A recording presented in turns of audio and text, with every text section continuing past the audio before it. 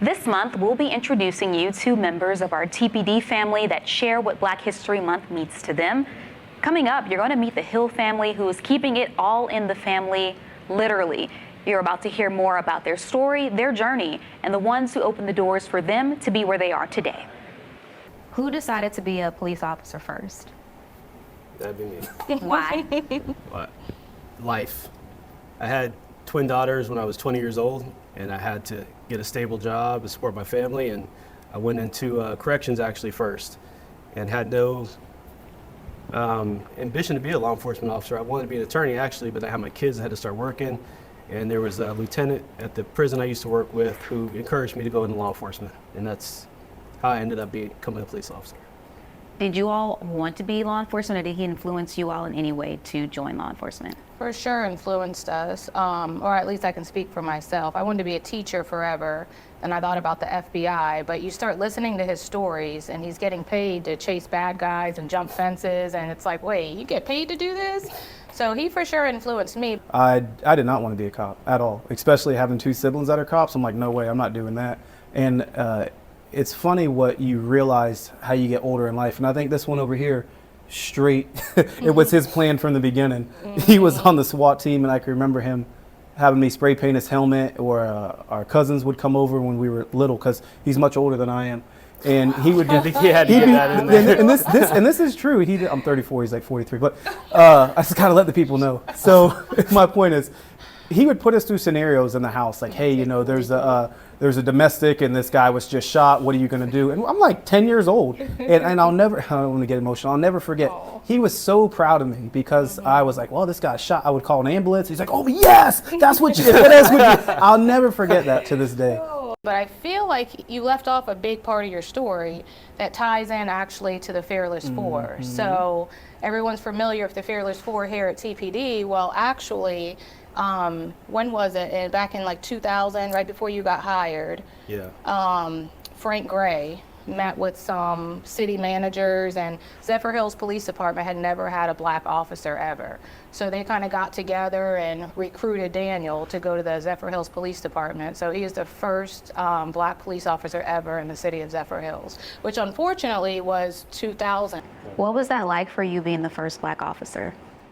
You know, at the time, I didn't realize what I was getting into, you know, and I didn't realize the importance for the community, because you're not thinking about that at 20 years old, you know, 21 years old, you're not thinking of those kind of things. But it was a unique experience. There were some difficult times. There was some, you know, discrimination I faced, as you can imagine, not having any minorities at the department at all, and, you know, people thinking that, you know, well, you know, this guy's not even qualified for the job. They're just hiring him because of his skin color.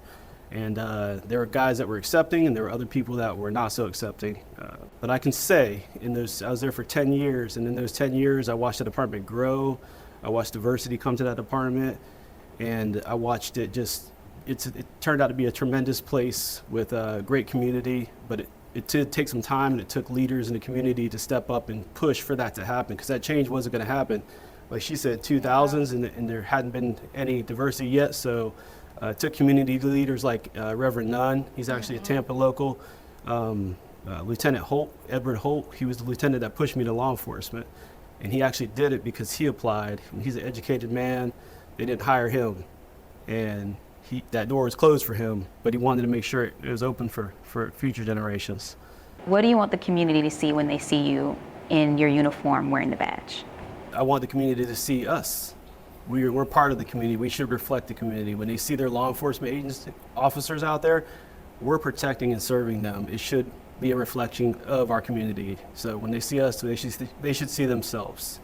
So I would say, just for the community to see that we're human, we're just like them, especially our family dynamic. And I'm not talking about my siblings, like our parents. Both of our parents are convicted felons. So I want people to understand that you can still have a past, have a history, and you can rise from that. That our dad is a huge influence on us all.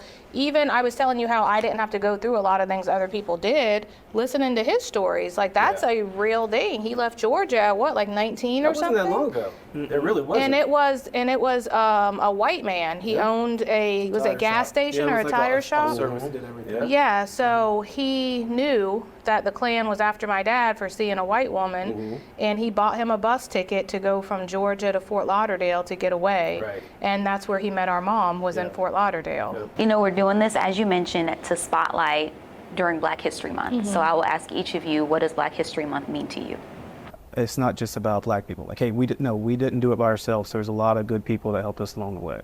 And to remember that and keep that is for all of us to celebrate. It's not just a time where only one small group gets us. No, it's for all of us. Reflection for me is the biggest, and for people to understand that Black History Month is American history. It's for all of us. It's not Black History Month is for black people. You know what I mean? There's so many people that helped us get to where we are today.